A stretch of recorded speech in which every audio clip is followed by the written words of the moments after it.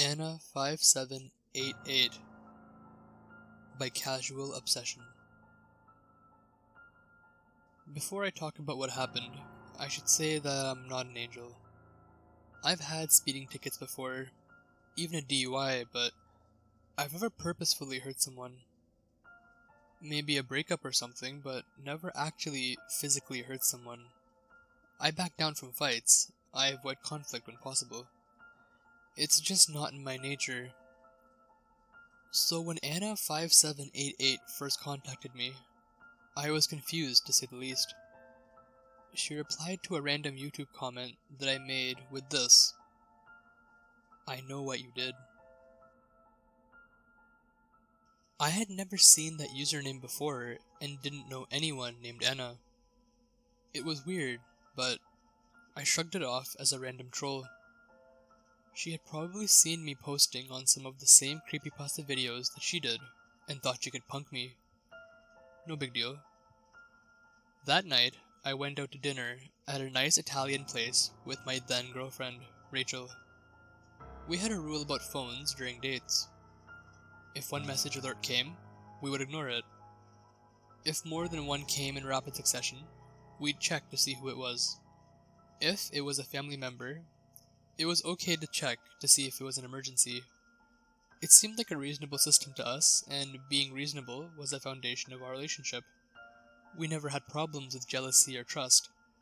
At least, not until this stuff started happening. Right after the first round of bread, just as the salad came to the table, the first alert came.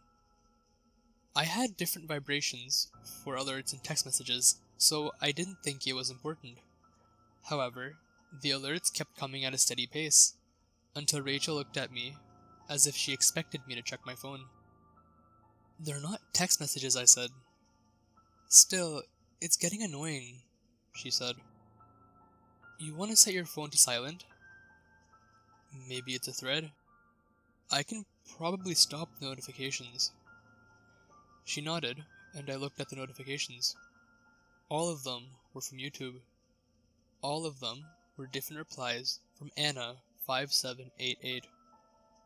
I thought they were on the same video, but it turned out that she had gone back through my comments and left their replies on older videos.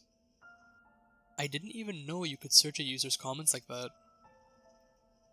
When I strung them all together, they made a single statement.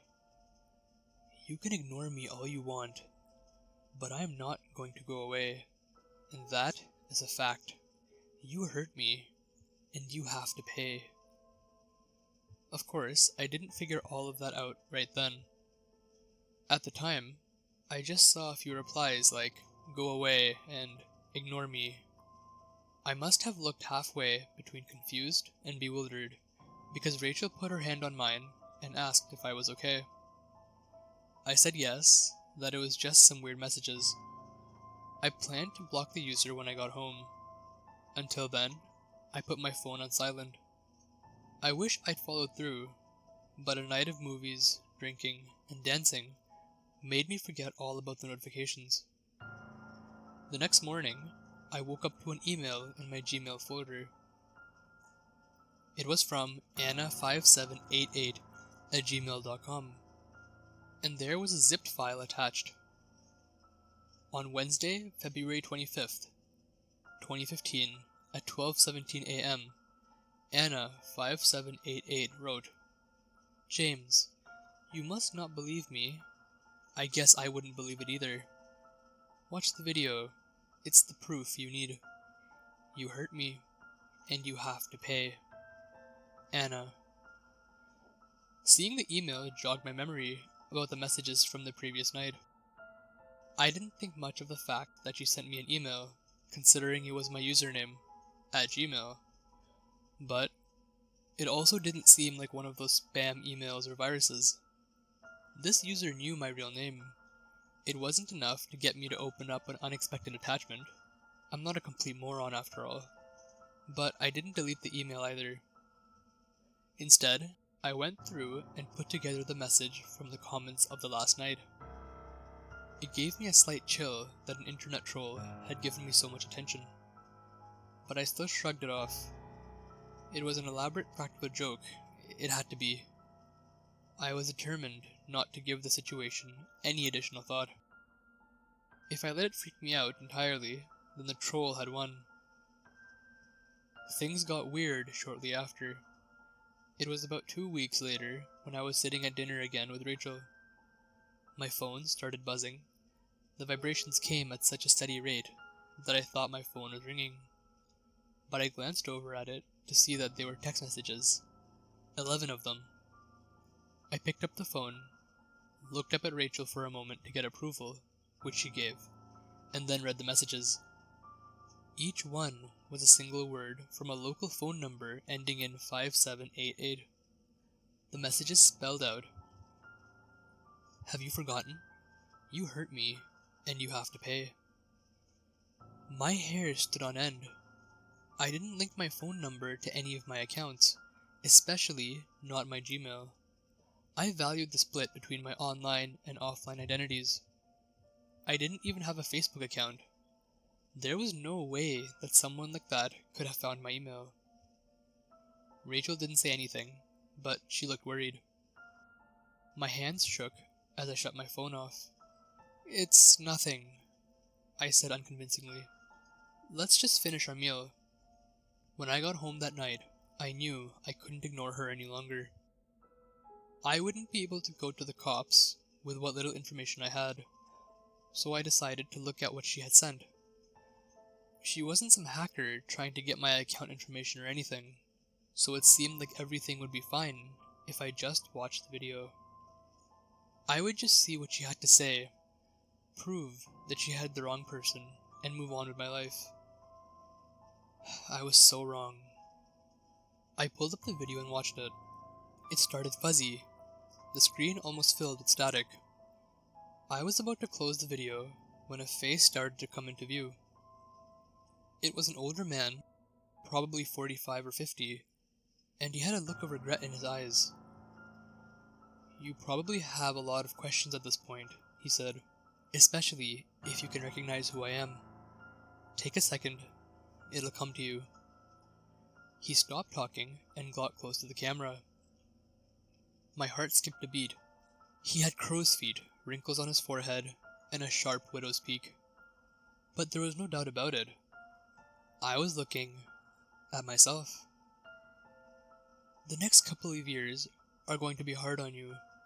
Rachel is going to meet someone else, and you are going to live alone in dead-end relationships for about a decade. Your career will take off, but it'll feel hollow. You'll run out of family to visit as they die. And you will be lonely. When you're senior vice president at your agency, you will get an administrative assistant named Anna. You will be attracted to her, but she will only go on a single date with you out of pity. You will then strangle her in your office." It was a lot to take in. Was loneliness really able to make me into such a monster? The figure in the video raised his hands into frame, and they were covered with blood. "I am going to kill myself now, but I've been given a chance to save you from this fate. The only way to avoid this future is for you to die earlier, before you meet Anna. Please listen to my words and be at peace with your decision." I paused the video and sat back in my chair, tension carrying throughout my body. I didn't know what to do, but I realized that if he was telling the truth, I was going to stop pain by following his advice. I watched the video to the end to see if he was telling the truth about dying, and he was. The video ended with him cutting his throat with a letter opener. I sat there in awe. I had always been a non-confrontational person. How could my life come down to this?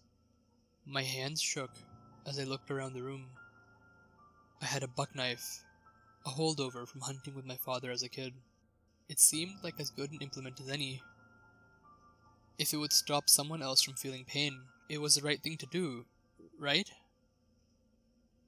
I took the knife and cut myself in the same fashion as the future me had done in the video. As I started to feel cold, I looked at myself on the monitor. My life was draining, but I could have sworn I saw a smile from across my older, dead face. The last thing I remember was my phone buzzing. A call from Anna.